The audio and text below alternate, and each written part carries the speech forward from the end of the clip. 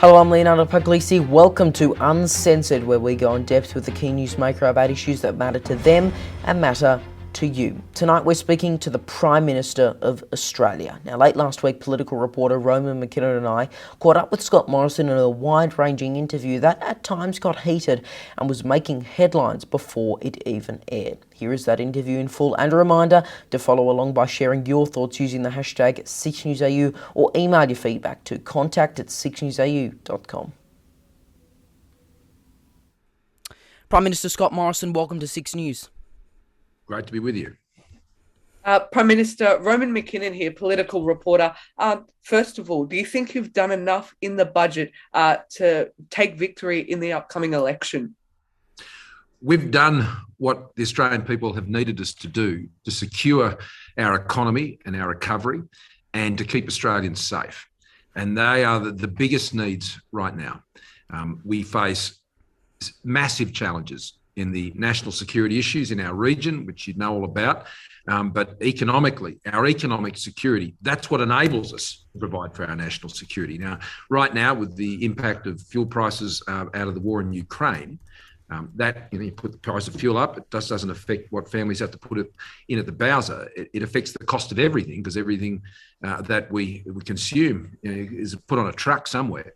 And so it drives up the cost of living. Now, we're coming out of a pandemic and a global recession, and I can't allow for Australians to be held back by these rising fuel prices. So what we did in the budget, and we had a $100 billion turnaround, the strongest economic recovery we've seen in 70 years. We've given Australians a shield against these cost of living pressures.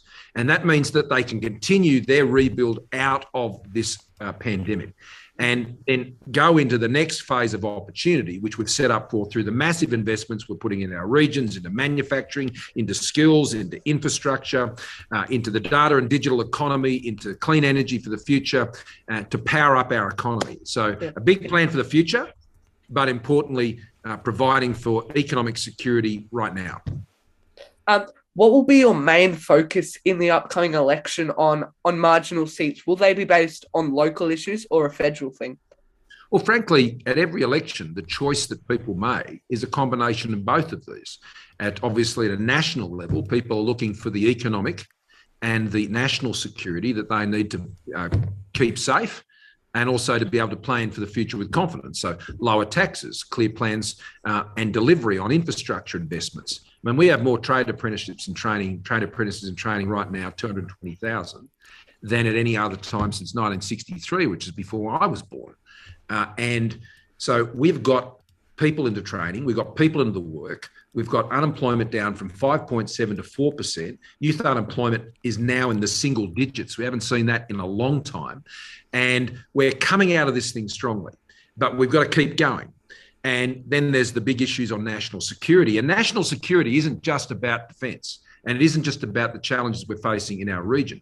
It's what's happening in social media and keeping Australians safe there. It's about protecting women and children from domestic violence. Security is about much more than just the global political issues. But at the local level, it matters too. And so, whether you're up in Wyong, on the central coast of New South Wales and the roads we're investing in there, or you're down on the east coast of Tasmania and the investments we're making there, or you're over in the Pilbara or up in the Hunter, the things that happen on the ground and having a good local member is really important. And my local members in my team and my candidates have been very important to inform what we do at the big scale, but also ensure we deliver on the local level. Yeah. Prime Minister, only 2 out of 8 state and territory governments are now Liberal following that South Australian election earlier this month. Do you feel responsible for that?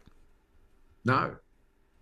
And do you believe that your recent polling, which has not exactly been, with respect, the best for you, do you think that could have impacted and played off on a state level? Because there are certainly some voters who have said even just on social media that they're not voting Liberal state and territory because of you. So do you not feel any responsibility for that?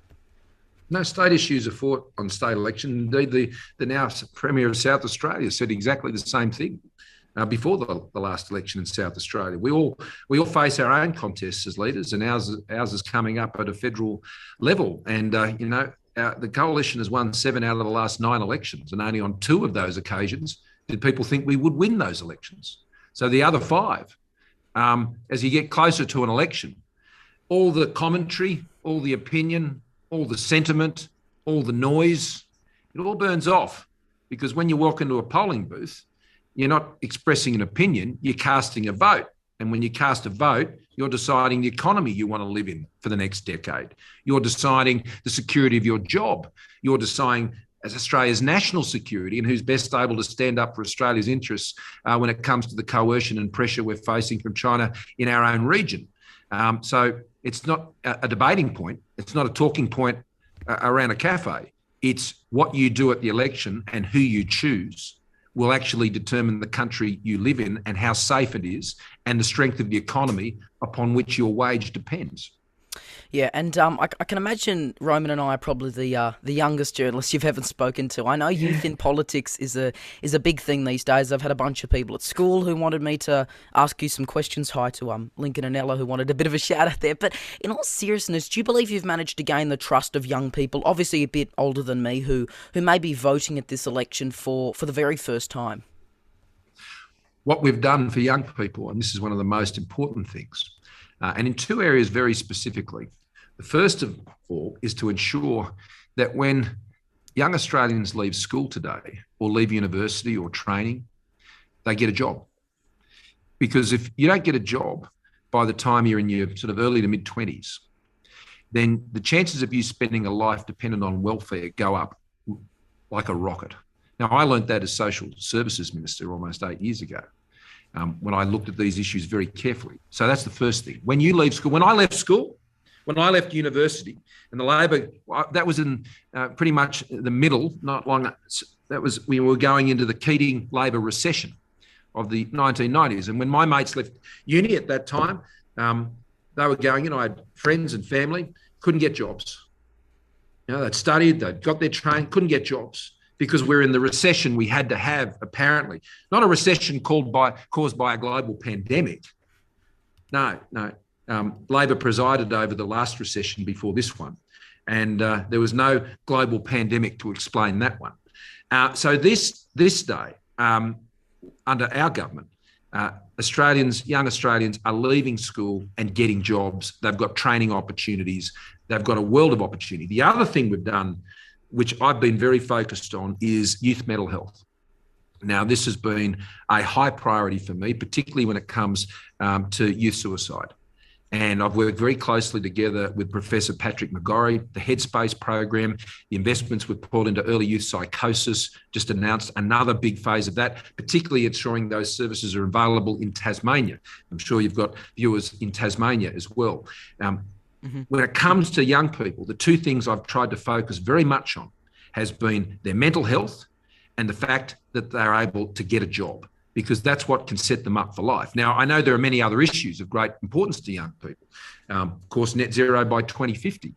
And I'm the first Liberal Prime Minister that has been able to ensure that we can make that commitment. And it wasn't an easy thing for us to do. I had to bring my whole party together and my whole coalition together to achieve that. Others talked about it, but I did it. And we have the plan to achieve it. And we have a practical plan, not a plan that's based on taxes and telling everybody what to do. I have a great faith in the Australian people and our entrepreneurs and our technologists and our scientists. That's who's going to solve this problem. I understand that that's who solves big problems like that. Government supports it, provides a pathway. But at the end of the day, we're not solving climate change just here in Australia. We need to solve it here, but we also need to solve it right around the world. And if you don't reduce emissions in Indonesia, Vietnam and China, the world's not getting any cooler. Now, on the subject of trust, last year you said that you believed you had never told a lie in public office. You said that despite, on multiple occasions, claiming you never called Sam Dastyari Shanghai Sam when you did. And more recently, you said you hadn't been to Hillsong in about 15 years, despite speaking there in 2019. Do you stand by that claim you've never lied in public office? Well, the assertions you've just made aren't true. My point is, I go to church in the Sutherland Shire.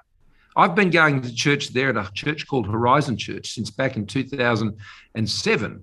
I didn't say I'd never walked into the door of Hillsong Church in the last 15 years. It hasn't been my home community church. On occasion, I've visited there. I've visited many churches in the last 15 years. Coptic Orthodox, Greek Orthodox, Maronite churches. I've been inside synagogues. I've been in temples. I've been in mosques. I've been in many places. And so you often hear this in the media, and they twist what I say and say, oh, see, he told it. No, they've completely taken out of context what I've said. I didn't say I haven't been at the Hillsong Church. I said I don't go to the Hillsong Church. That's not my home church. My home church is in my home community in the Sutherland Shire. So again, bunkum what was being put around. And on the second issue, I explained that issue at the time. Of course I said Shanghai Sam. I said it over and over and over again. I wasn't disputing that. What I said at the time was, when that question was put to me, I was referring to something else. So, look, people throw this stuff around, and Labor like to say this. They like to they throw a lot of mud at you when you're a prime minister, and that's because they haven't got any policies. If you've got nothing to say and you've got nothing to offer, you'll sledge and you'll throw mud. Sure, but I understand the Hillsong thing. I mean, we have repeatedly reminded people you are not a someone who goes to Hillsong Church. I think that's a claim we have tried to spread the truth about. But at the same time, you did say previously, when you were asked about why it was and I'm quoting a reporter here, why it was racist for Gladys Liu's connections to China to be brought up, but it wasn't racist to call Sam Dastyari Shanghai Sam. You said you didn't use either of those phrases when you did use that phrase of Shanghai Sam. That came up when I was down. I remember in the far south coast, from memory, and that's where that issue was raised, where I made those comments. And there was some problems with that question at the time, and I was referring to another part of the question. So no, I don't accept that. That's just the twisting of words to try and imply things that aren't true. I've said openly, I called him Shanghai Sam. This is a bloke, by the way, who used a parliamentary platform to stand with someone who has had to leave the country because of having been found to be up to some very interfering issues in Australia's democracy. And there was an Australian senator standing alongside them using that parliamentary opportunity. Now, I just called that out. I call it out all the time.